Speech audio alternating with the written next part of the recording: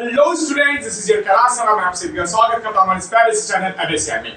बच्चों, आज के इस सेशन में हम लोग करने वाले हैं पीवाईक्यू सवाल जेईई मेंस का। तो चलिए स्टार्ट करते हैं। सवाल है आपका, find minimum possible force between Q1 and Q2। बच्चों, Q1 और Q2 चार्ज के बीच में आपको मिनिमम पॉसिबल फोर्स आपको वो फाइंड करना है। तो बच्चों, आप कूलम्ब्स लॉ में पढ़ चुके हैं कि Q1 जितना फोर्स Q2 पे अप्लाई करेगा, Q2 भी उतना ही फोर्स Q1 पर अप्लाई करेगा।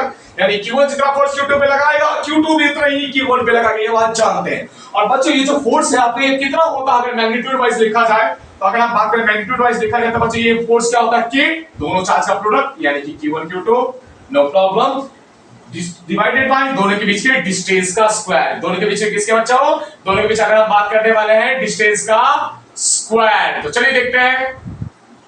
तो बच्चों यहाँ पे ध्यान से देखिएगा, तो पीछे डिस्टेंस कितना 1 मीटर, तो नीचे कितना हो जाएगा, जी हाँ बात कर रहे हैं 1 मीटर का स्क्वायर। जी हाँ। अब बच्चों को मिनिमम पॉसिबल फोर्स दिया है। अब 4 ऑप्शन दिए गए थे, करेक्ट करने पे 4 मार्क्स और रॉन्ग करने पे -1।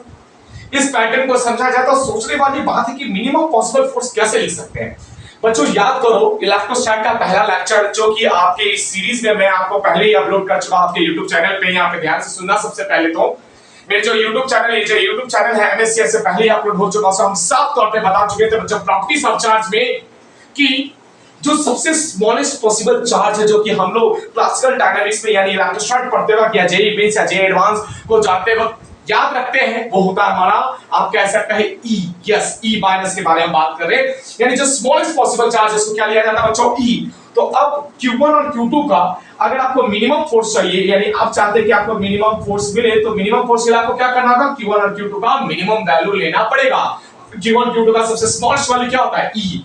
बच्चों क्या K तो रहेगा, यहाँ पे Q1 की जगह भी E पुट कीजिए, Q2 की जगह भी E पुट कीजिए। भाई 1 का स्क्वायर कितना जाएगा बच्चों, K E into E का स्क्वायर बाय 1 का स्क्वायर। ये आ गया आपका मिनिमम फोर्स और यही था इसका आंसर। आई होप इसको समझ में आया हो। चलिए इसी के साथ इसको करते हैं ओवर। Thank you.